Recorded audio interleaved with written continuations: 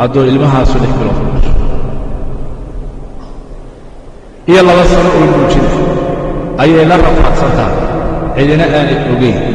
xaalkeeda dhibkeeda aabbuhu waxaa laga yaabaa inuu sariirta intuu iskaga seexdo marka aduunka hooyadaa ku jirtay cashadiisa inta cuno u iska seexdo iyadu ma seexan waa taa haysaa isma gedin karto aad uma fadhiisan karto hadday socoto waad ku taagmaysaa sidii qorigii oo dhigihii caloosheeda ku jirta hadday gaari fuusho hadday diyaarad raacdo hadday dhulka socoto hadday kursi fadhiisato adigii bay ku dhowraysaa dhibkeedii bay la hagaaginaysaa xanuunkeedii bay qarsanaysaa cidna uma sheega cidna wax kamay weydiisan cidna ma ay dhihin waxa laygu siiyo xanuunkeeda ilaahay uga qadari kara dhibka ay marayso ilaahay subxaanahu wa tacaala keliya ayaa cid kaleeto u oga ma jirto saas darteed buu ilaahay subxaanahu wa tacaala xaqeeda weynayey jannadana lugaheeda hoosteeda ka dhig lugaheeda maxaa lagu yidhi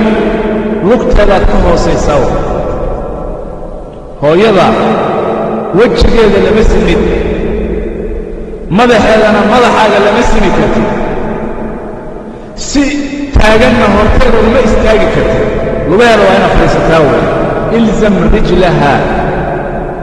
booskaagu waa xaggee booskaagu ma inaad hor istaagto oo saa ula hadashaaba maya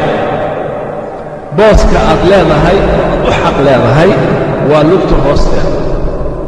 lugteeda hoosteeda makaankaagu halkaas waxaad doonto ahow ama ra'iis ahow ama maalqabeen ahow ama mas-uul ahow ama aqoon-yahan ahow waxaad doonto noqo makaanka aad leedahay hooyada markaad soo hor istaagto dadka kale si toos aad u hor istaagi kartaa laakiin hooyada uma hor istaagi karta makaankaagu waa lugta hoosteeda ilzam rijlah fathama aljanna waa haddaad janno doonayso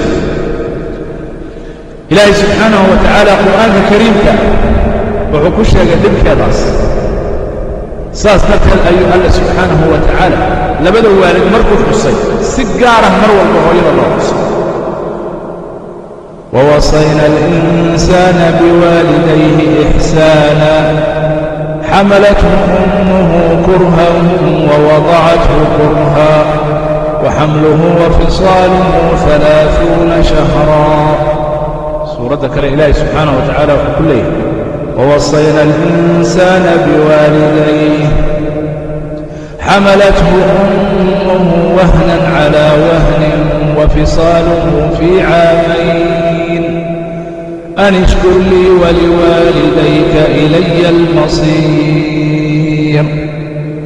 وإن جاهداك على أن تشرك بي ما ليس لك به علم فلا تطعهما وصاحبهما في الدنيا معروفا واتبع سبيل من أناب إلي ثم إلي مرجعكم فأنبئكم بما كنتم تعملون الله سبحانه وتعالى هويض وشغل مدى النبيين ونفسنا شيء إنيتها مدى صالحين تسوكر سيئنيتها مدى ذلك المجاهدين تسوكر سيئنيتها هل يلقى وضعك الله